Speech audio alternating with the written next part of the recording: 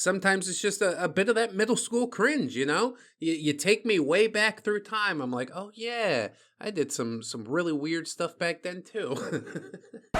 Yep, that's me. You're probably wondering how I ended up in this situation.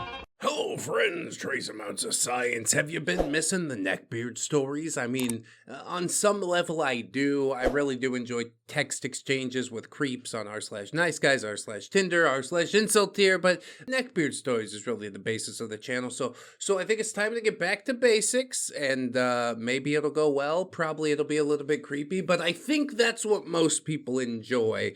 So go ahead, buckle in. Thanks for being here today, and let's go ahead and get on into this thing. I hope you guys enjoyed those stories from OP. I suppose we could try and dig into like another series or something like that, because this is a little bit short thusly. This story is from a user called Overdosed Oliver, and he mentions me by name, which is totally flattering, so we gotta knock this one out. There's like 4 or 5 parts. I don't know if we'll fit it all in one video. We might split it up, but we'll see how it goes. It looks nice and beefy. I'm excited to get into it. So here it goes. I used to be a neckbeard, part 1. I don't know, used to be is sort of an anomaly. We all want to think that we've left that in the past, but most of the time we haven't. There's some beardiness that lingers, and that's okay. But maybe he did really leave it behind. I can't say for sure. We'll get into the story and we'll see. Good to meet you, Oliver. Good day, Redditors. Been laughing at the cringe of this subreddit for a few years now, and have slowly come to the realization that I used to be a neckbeard. I mean, you can't really be a neckbeard if you know it. Once you become aware, it's like anathema to itself. I think it's at that point that you transform into a beard light. Anyway, perhaps not in the traditional sense of beardery, but certainly by my attitude and demeanor, and most definitely obsession. Ooh, what's your obsession? I was not overweight, actually quite skinny, no patchy bush surrounding my Adam's apple, but I did grow a light mustache. Yeah, light mustache, like one of those ones that just looks like dirt on your lip. You been drinking some chocolate milk there, boy? There were no spores growing between cheesy flabs. But I did don greasy hair, filled with product that never worked the way I intended, and of course, Axe body spray. Oh, that's right. After a certain point, it starts coming out your pores. Finally, I was also missing the helm of the White Knight, the fabled fedora, but I was occasionally crowned with what you might describe at the time as an Indiana Jones adventure hat. Is it better or worse? I don't know. At least it's not like a straw hat from One Piece, I guess. Although this was probably before that time. Anyway, in the timeline, I will try to keep you updated on my appearance as the years progress. However, I would say that this is my average appearance in my prime form of cringe. Oh yes, cringe prime. My beardery lasted about 8 years, give or take, from 8 to 16 years old, approximately. 8? I don't think it counts at 8. We only really start counting it once the hormones start hitting, you know? Hey, you guys feel like playing some baseball? Excuse me, I'm gonna go master. And if you got it figured out before you were 16, hey, that's great. I'd say that's beating the odds, honestly. Some habits still lingered in my college days before complete rehabilitation. Yeah, that's more honest, I think. I've since come a long way, learned all I could to be a likable human and try and contribute to society beyond being an embarrassing leech. Jeez. That's pretty harsh, but also, yeah, I've said the same thing about many people on the channel. I'm now married with a daughter and have an advanced role in customer satisfaction and relations at my current job. See? Contributions. I could never do customer service, so tip of the hat to you, not a fedora. All in all, I have about a decade's worth of stories, so let's get started. P.S. Would absolutely love to be featured on ReddX. What's happening? Give me those upvotes to get him to see this. I feel like he could identify with a reformed beard. Well, I'm still working on my own reform, if I'm completely honest. But that is fine, yes, I can relate to the struggle, absolutely. Backstory. I grew up in a small rural town in northeast Georgia in the foothills of the Appalachian Mountains. I will keep names and locations generally confidential. I could say truthfully that 80% at least of the kids that I attended school with were closely related in some way, and as gene pools go, it was neck-breakingly shallow. My family moved to Virginia to start a business, and by that, I was already somewhat of an outsider. While most of my peers were kissing cousins, lacking in attractive qualities, there were a handful of desirable young ladies that captured my attention. Just a handful. My parents' divorce, to my memory, marked the beginning of my dark age, as it often does. I believe that contributed to my insatiable need to latch on to a love interest in order to obsess over them. Yeah, that's right. I want to have a heartbreak marriage just like my parents. I saw them go through it and get destroyed. I feel like I should be up next. I do sort of identify with that in a way. My parents didn't divorce until I was like 12 or 13, but yeah, that mixed with the hormones, it made for an explosive concoction indeed.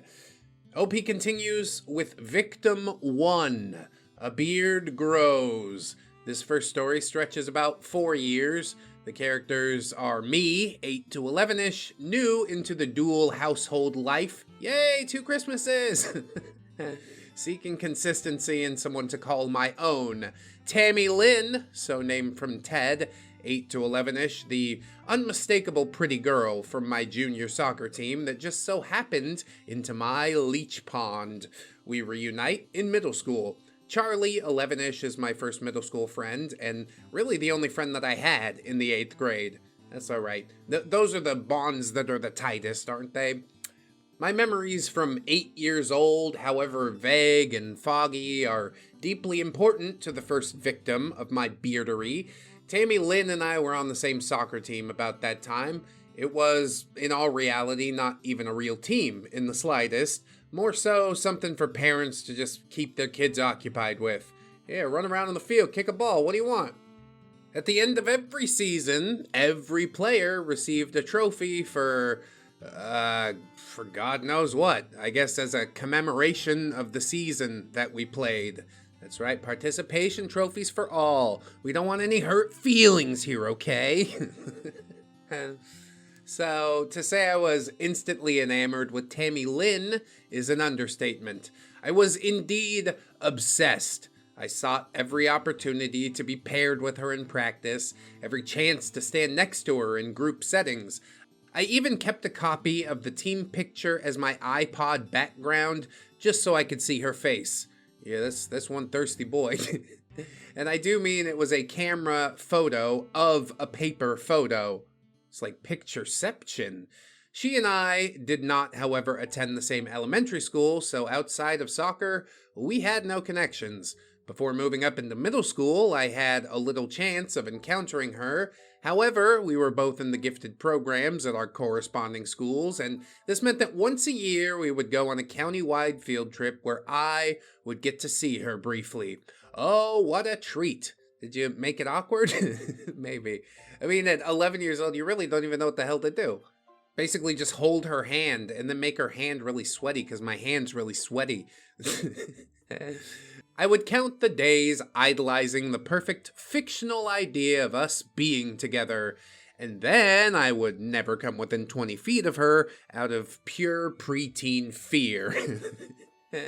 I think we all know that well. This is like super relatable. I'm liking this story so far. It's taking me back, way, way back. This is a girl that I had maybe 10 hours of in-person interaction with. And truthfully, that zoomed-in, grainy picture of an 8-year-old was my background for, well, much longer than I'd like to admit. I mean, at least you're coming to grips with it, I guess. Fast forward to the 6th grade, my adult teeth had grown in to rival Anthony Mackie's gap. I love that, man. It's just an observation. I tried to find a picture of Anthony Mackie smiling, and he doesn't seem to want to smile. I think he's insecure about his tooth gap. So why'd you bring that up, OP? Why did you imply that he has to floss with a mattress?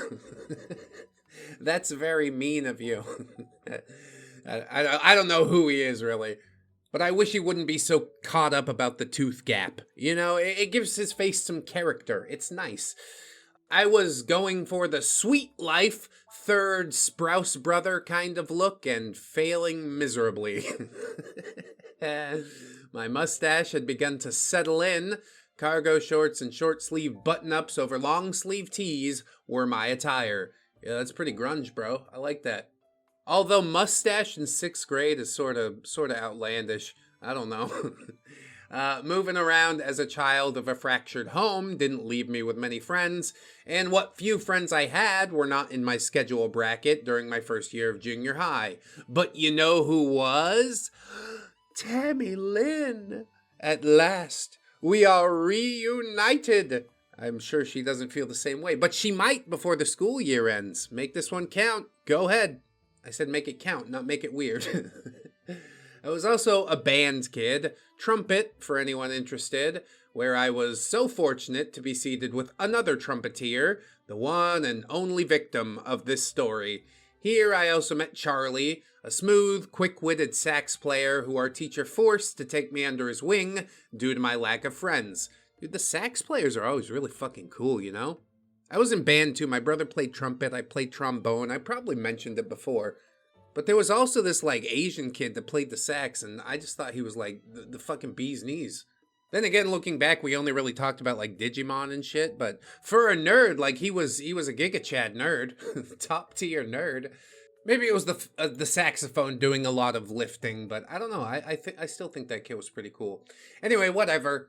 I'm glad OP has a sax player friend. I know he's gonna come in clutch. OP says, I was thrilled to have Tammy Lynn back in my life. So thrilled that it was time to make my move. Well, good luck. You might want to, like, warm it up. A little bit of preamble before you just, I don't know, smash the whole thing in her face. But you do you. I remember my exact words to this day, nearly 10 decades later. While packing up our instruments, I made my timid approach. Hey, Tammy Lynn, I said. Oh, hey, Ollie, she replied. At this point, I'm thrilled that she remembers me, and I'm convinced that she has been long awaiting the words that would soon escape my lips. How have you been? Haven't seen you since, like, the old soccer days, she said. I've been good. Hey, I was wondering if you'd like to hang out sometime. This is the Neckbeard's ideal way to ask a girl out on a date.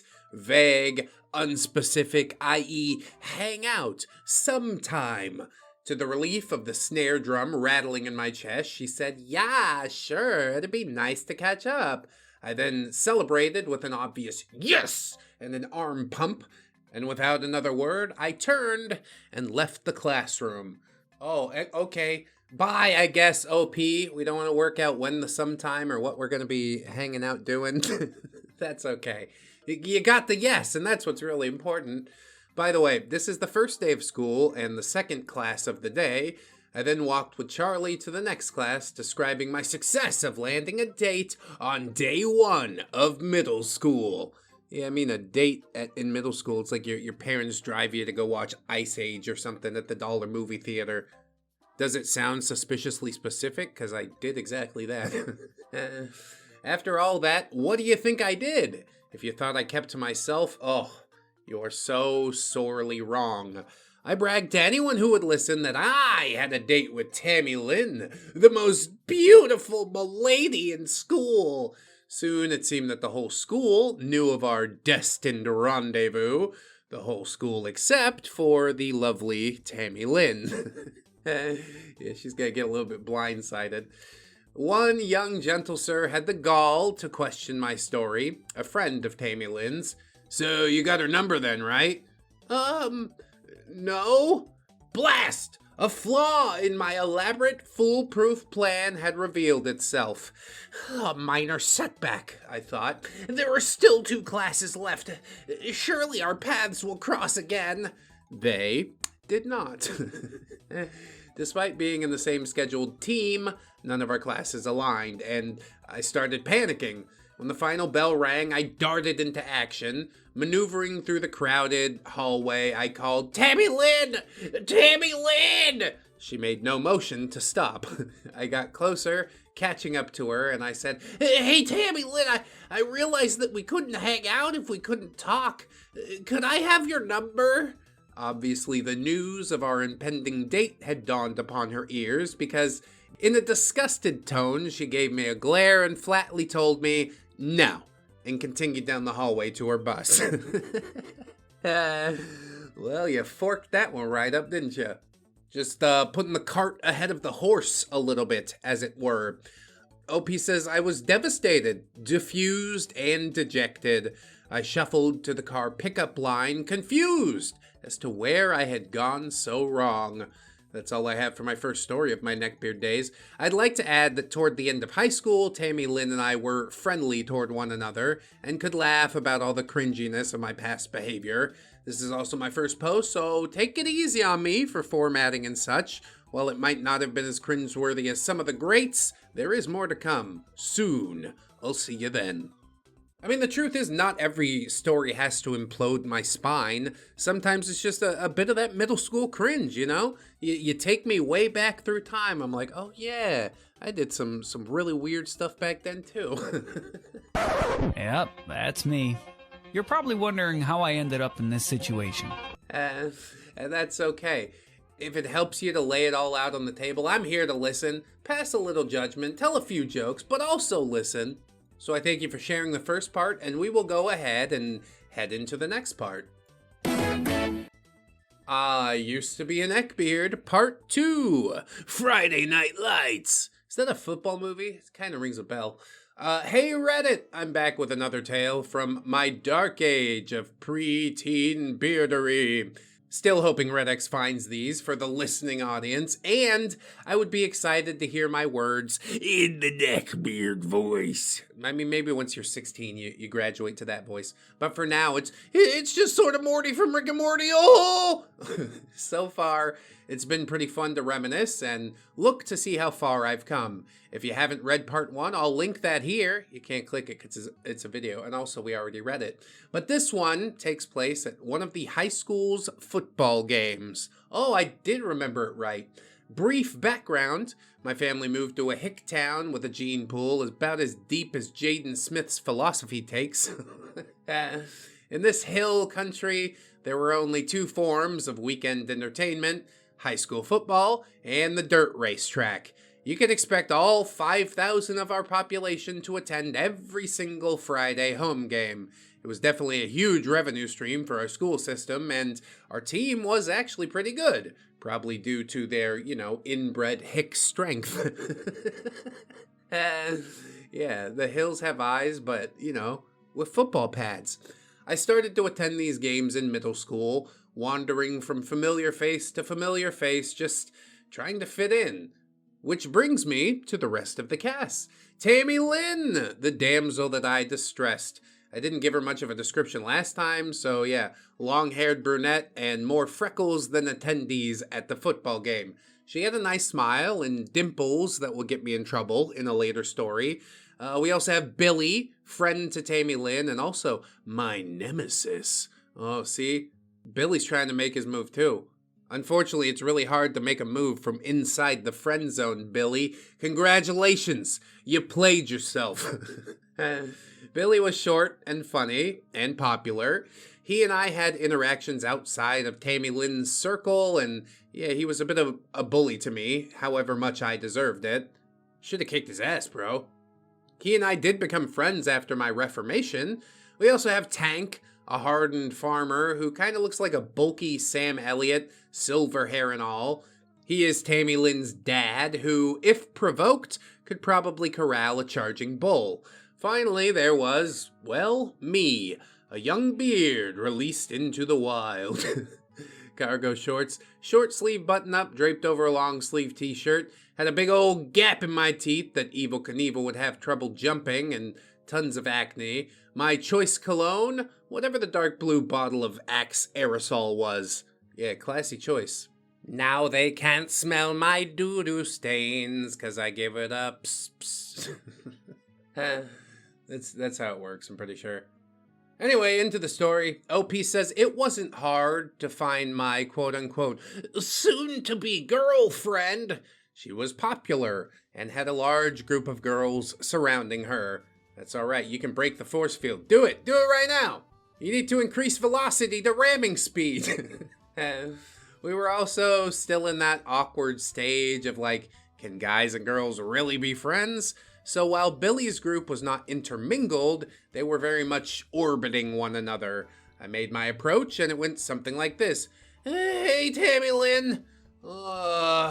Oh, hi, Ollie, she replied. So I was wondering, do you still want to hang out? Like, maybe I could get you something from the concession stand. We could go sit together. Her friend snickered cynically. She said, no, I just want to hang out with my friends. I mean, good on you for braving the hen house, as it were. I'm surprised they didn't all peck you to death. Part of me says maybe Tammy Lynn hadn't told them, but yeah, they're chicks. They all know.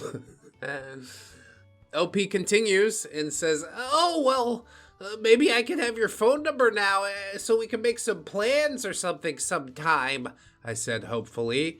I already told you no, she said.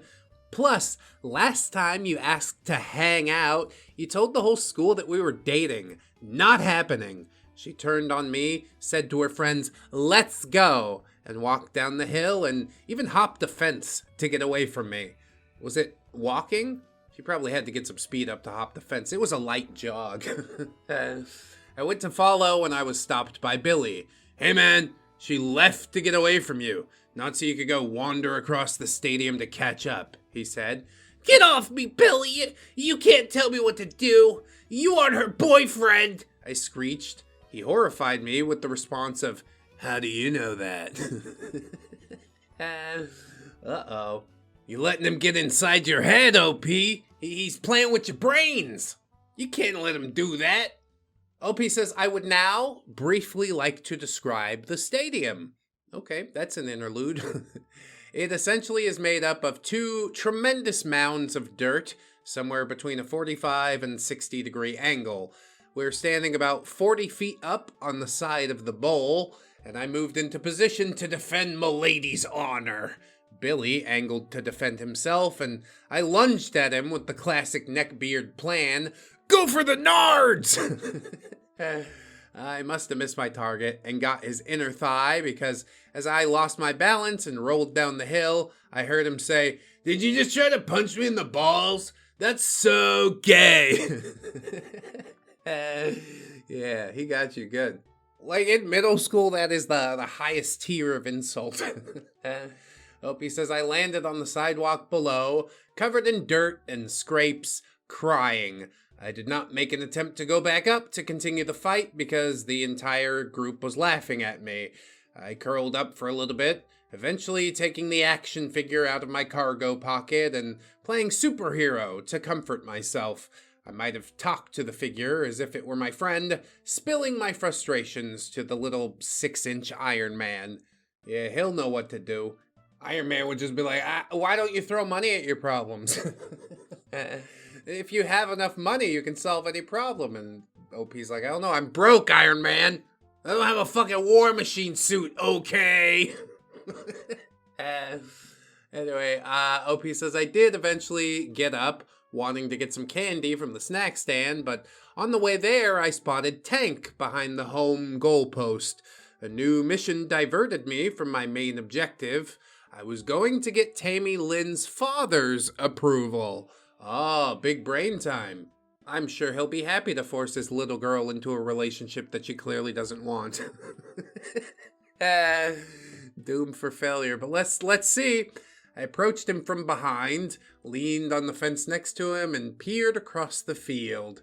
He barely acknowledged my existence. I said, Mr. Tank? He somewhat side-eyed me. I wanted to tell you that I'm in love with your daughter. She's smart and pretty, and I'd love to be your boyfriend. Tank did turn his head to look at me, but did not utter a word. I imagine he was thinking, who the fuck is this kid?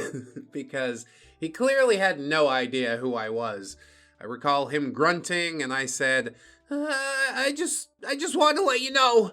Then I turned in fear and walked away. I could feel daggers being stared into my back as I walked away before he turned back, confused, and continued to watch the game. I like that stoic old farmhand. Well, I reckon there ain't nothing that I could tell you that the mountains couldn't say for themselves. Wow, you're deep, man. Tammy Lynn was not happy that I talked to him, of course, and had Billy communicate that message to me on Monday at school. I was told to, quote, stay the fuck away, which I did not do very well. Anyway, that's it for this story. Look for part 3 quite soon. And indeed, I know exactly where to find it. This is like some level of, scraping and desperation and whatnot, but that's middle school. It even bleeds over into high school a lot of times. Maybe eventually poor OP will catch a break, but doesn't seem like it's happening anytime soon. We got 5 parts of this so far, so we'll continue on into part 3 and see how that goes. I used to be a neckbeard, part 3, my first and last homecoming. Well, I'm already depressed.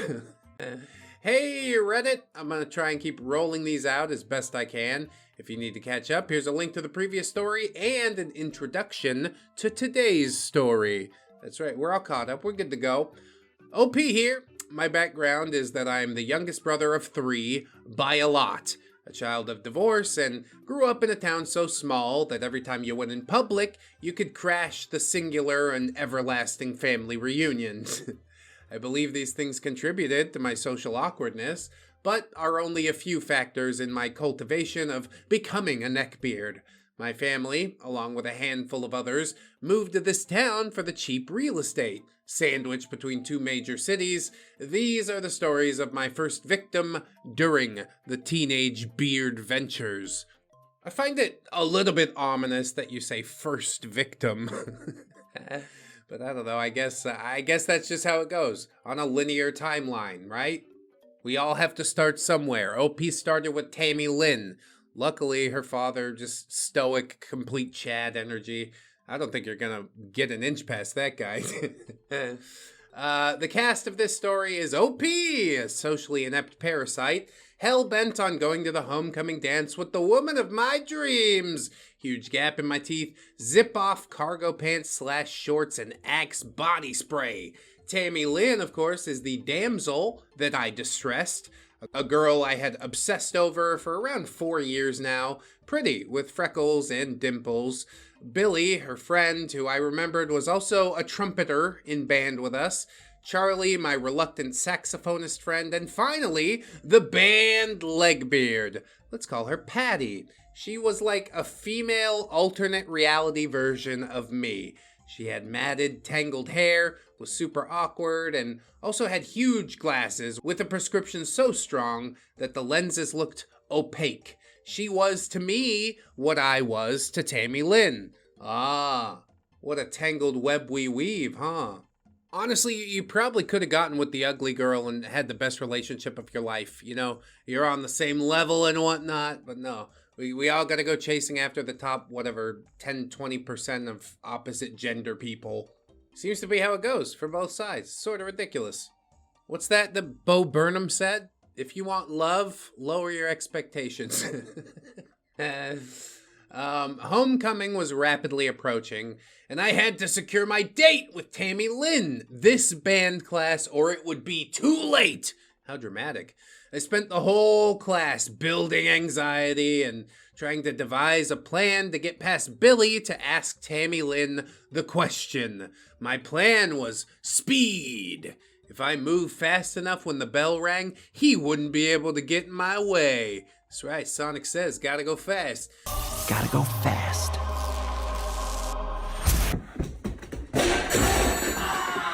Little did I know that speed was also someone else's plan.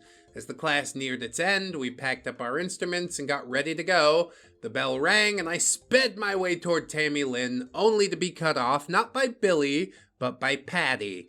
I had honestly never noticed her before and didn't know her name, but There she was, standing between me and my prize. So weird way to say it. She held a piece of paper out to me without saying a word.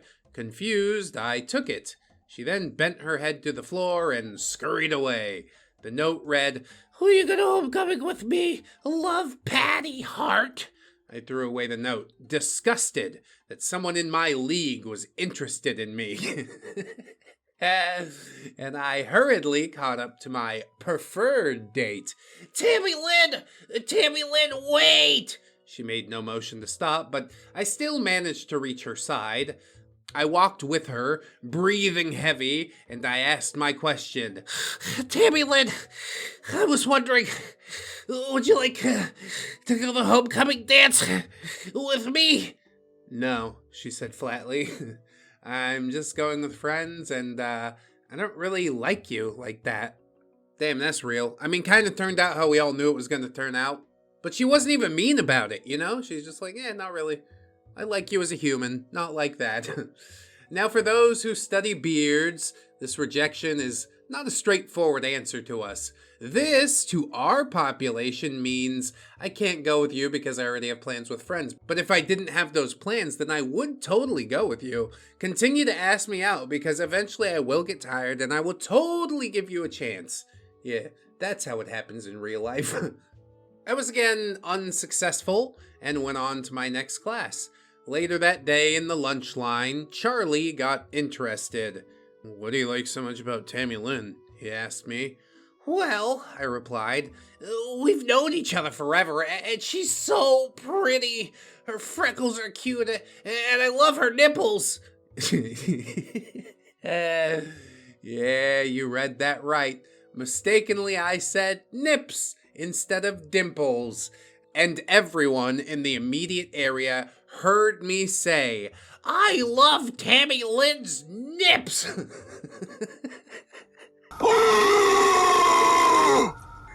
Oh no!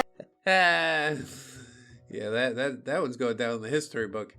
This will follow you out of middle school, throughout high school, possibly even into college, depending who goes there. Honestly, my vote, maybe it's time to move again. I, of course, backpedaled and tried to correct myself, but it was too late. The words had exited my mouth and entered everyone else's mind. Oliver had seen Tammy Lynn's nips. If she wasn't repulsed by me before, she definitely was now, because as we all know, in middle school, news travels really quick, and nothing stays secret for very long. It was much, much harder to get to talk to her going forward. Yeah, at a certain point, maybe we should just quit. But as we well know, neckbeards are nothing if not determined. I decided to go ahead and go to homecoming alone in hopes of wooing Tammy Lynn into a dance. You're right. My version of dressing up was buttoning up my outer layer and zipping on the pant extensions to my cargo shorts. My dad drove me to the middle school, dropped me off at the cafeteria, and pulled away. I walked through the door to be greeted by the ticket clerk, who informed me the entry was $7. I had no idea there was an entry fee, and I didn't have any money, so I told him I had to go back and catch my dad, and I would return, but yeah, Dad was long gone. Who doesn't give their kid money if they're going somewhere, you know? It never hurts to have a few dollars in your pocket. Foiled once again, I sat on the curb, forming a new plan. I didn't have a personal phone at the time, so I couldn't call him to come back. I just had my iPod. I couldn't sneak in. While I was lost in thought, I realized that someone was sitting down next to me. I looked to see none other than Patty's opaque glasses staring back at me. I shot upright, announced, "Nope," and proceeded to walk 2 miles back home. Oh, come on. That's heartbreak right there. I'm shipping OP and Patty. I'm sorry if you don't like it, OP, but this is how it has to be. This is the natural order of things, okay? I was chewed out by one of her friends back at school for breaking her heart. My justification was that I didn't want to leave any room for false hope, and that's totally why I did it. I told the friend I knew what it was like to be led on and didn't want to do that to Patty. I do now acknowledge that the responses to my advances were not playing hard to get, but as we all know, beards, whether neck or leg, never really learn. That's it for this story. Next, we're moving up into 7th grade with a wardrobe change, so stay tuned. Oh, I'm on the edge of my seat. I love a wardrobe change. I do remember those zip-on pants. I think I got like this ugly orange pair from Old Navy, and for some reason I decided to wear these fucking orange pants with my stupid bleached spiky hair. I guess I would have been in like 7th grade or something like that. So yes, trust me when I say you're not alone in all of this, OP. I feel your pain, for indeed I've felt it before, and it's all returning to me now. Anyway, I figure we should just wrap this sucker up, so let's continue on into part number 4 and see how it goes. I used to be a neckbeard, part 4. Another missed shot. Yeah, that seems to happen a lot for OP. But I'm glad to see you back again, that's for sure. What's up, Reddit? Hi, Overdosed Oliver. Here's the next part of my cringy, dark ages of social awkwardness, harassment of girls out of my league, and just, yeah, all around neckbeardery. If you need to catch up, here's the link to the previous posts. Yep, that's the thing that we do. This one takes place about a year after the previous post and continues on with the story of my first victim. Bro, like, first and only or what? We only got one more part left. You just gonna cram like 5 chicks into the last one, or maybe we're just, getting started on this saga. But I assumed 5 parts, no new updates for about a month. I'm like, that saga's packed and ready to go, but I could be wrong. Anyway, while football was the heart and soul of my sandwich town, both in location and in repopulation, I all but hated the sport, overshadowed by my older brothers. My sport of choice was soccer, but I am about to dabble into some uncharted territory. What's that, snooker? You playing a bit of the foosball, are you, son? Yeah, those are sports that exist. Anyway, joining us on this story is OP with a wardrobe change. Toward the tail end of 6th grade, I got braces. I changed my hair from a Zack and Cody mop head to go for more like a Andrew Garfield Spider-Man swoosh look. That's what you told the barber, isn't it? He's like, yeah, I don't know, I'll do my best. What I actually looked like was more like a shampoo mohawk that sort of mushroomed out at the top. Oh, unfortunate. I also began wearing fake glasses.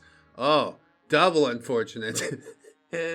Our distressed damsel, Tammy Lynn, is actually more of a side character in this one, but is the reason behind the events that take place.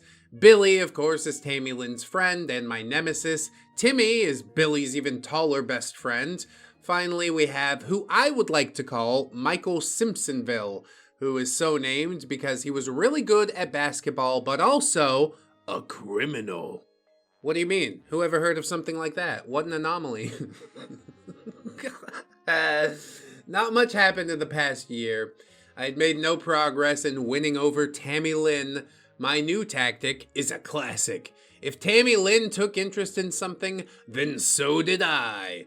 The most notable emulation of this plan was when I learned that she was trying out for the basketball team. With no experience, I too went to the tryouts. Before that, I went to the Nike store to copy Billy's basketball shoes. It took me a while, but I was able to find the exact shoes from 7th grade. Billy had the navy blue Nike Zoom LeBron Soldier 8s. I went and got the Soldier 8s Christmas edition, which are the ugliest shoes I ever owned. But they were the most expensive, and therefore the coolest sneakers that I could find. I guess I thought that it would be a sort of pay-to-win situation. I mean, it is if you're shopping for ugly Christmas sweaters. As far as the shoes go, yeah, you gotta dress to match the shoes, right? I'm legitimately asking. I don't know anything about fashion. Please don't be mean to me. So tryouts were a 3-day elimination until the final decision was made by our coaches. Yeah, you got this, OP. Never played basketball before, but he's got those shoes! Our gym had 2 full courts if the bleachers were removed. They ran across the main court with the mid-court line being a shared border. This allowed both guys and girls to have tryouts at the same time. Girls were on one side of the court and guys on the other. The first day consisted of 3 incidents, and it went something like this. Incident 1 happened during drills. All of our drills were timed. Laddering the court was one example. This is where we had to sprint to different points of the court and back, progressively getting further away from the starting point. During another drill, we had to backpedal down the full court. We lined up, and when it was my turn, I made it about to half court and then tripped. I slid on my back for about 10 feet. I was laughed at, fortunately not by all, but most of the other candidates. I got back up, and I finished with the slowest time. Well, you did finish, though, you know? You're really putting it all out there. Give it 110%. We're so proud of you. Incident 2. Eventually, we did some 5v5 matches. I was teamed up with Timmy and 3 others. Billy, Michael, and 3 more were teamed together. There were enough players for 3 to 5 other teams. I don't really recall the exact numbers. There were several bouts before it was my team versus Billy's, and they were doing the best. We were doing the worst, mostly because of me. Damn, that's rough, dude. You dragging other people down with your scheme. Is that not enough to make you quit? I guess not. Doggedly determined. So Michael, while naturally gifted toward the sport, he was also cocky and had an attitude. I made it my mission to best him and impress the coaches. Over and over again, he got around me, shot on me, was basically just completely unthreatened by me. As he dribbled to the 3-point line, with me between him and the goal, I saw my opening. It almost seemed like I wasn't there to him. I was just that unassuming. His relaxed, slow dribble left enough time for me to rush him. I swiped the ball and shouldered him hard. He didn't fall, but he was definitely taken aback. While this might sound cool or impressive, let me assure you that it was not. This was the least graceful thing I ever remember doing in my entire life. I had absolutely no balance or control making my way back across the court. I wish I could have seen myself to verify, but I imagine that I looked like a chicken trying to take flight with a broken wing. I also couldn't stop myself. I flailed with the ball straight past the goal and tumbled into the wall. Geez, that is some type of coordination, isn't it? What are you doing out here? Please just go home. At a certain point, you have to know when enough is enough, right? Isn't enough already? Incident 3. After this, I received the ball very little. Neither my team nor our opponents respected me, as they might have before. In order to receive a shred of redemption, I resorted to standing under the hoop in hopes that I would be left alone enough for my team to pass me the ball. I did not pose a threat in the eyes of anyone on the other team, as intended, and eventually, Timmy looked at me alone. I was open and in a perfect position for a layup. Standing a foot taller than me, he reluctantly passed me the ball. At this point, my plan had worked so well that I even fooled myself into thinking that I couldn't do anything helpful with the ball. I just watched it zoom towards my face until it enveloped my vision and smashed into my nose. I reared, oozed blood from both nostrils, and was sent to the bathroom to clean up. God, what an embarrassment. I gotta say that honestly, we probably would have been just a lot better off staying at home, you know? It wasn't worth all of this. Keep in mind that if Tammy Lynn were paying attention, she could have seen all of these things occurring. However, I think that she was probably doing all that she could to just flat out ignore me. Yeah, maybe with good reason after a certain point. Needless to say, I was not on the roster for day 2 of tryouts. I did, however, go on to become the team manager, or in other words, the water boy. What a great Adam Sandler movie that's, not as cool in real life. Billy, Timmy, and Michael all made the team, with Michael being arrested mid-season for possession and not being seen again for many years. Well, that's ominous. That is it for this tale, however. I'll see you in the next one for a 2-parter. And it seems to me that only one part of that two-parter has been put up, so I'm just gonna hold back on it until we get the rest of the story. Like I said, this is only the first victim, and maybe there are other victims going on simultaneously. Maybe OP is like obsessively hyper-focused, which does seem to be the case. Like going out for basketball when you know nothing about basketball. Did it never occur to you that it might be just an abject failure, a complete embarrassment? I guess not, you know? We're flying high on copium! But it is like that sometime. Welcome to middle school. Hormones are a hell of a thing. I try to extend OP some grace.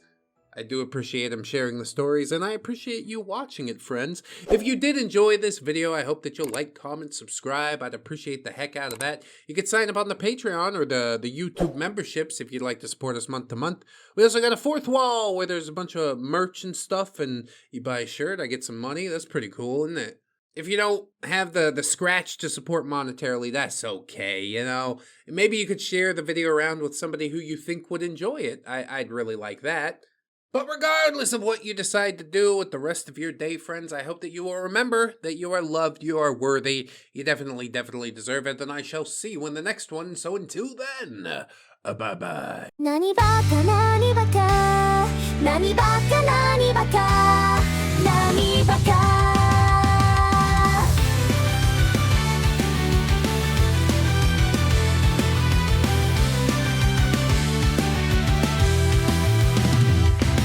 Sunlight glinting on nippon steel, folded 1,000 times. Can cut through any argument, defeating illogical crimes. Dew drifting down from the heavens, settling on my blade. I quest higher into the mountains before my euphoria fades. Nani baka, nani baka, nani baka, nani baka, nani baka. There I seek the sacred bird, and its flesh and I shall render, carving out the holy snack to claim that chicken.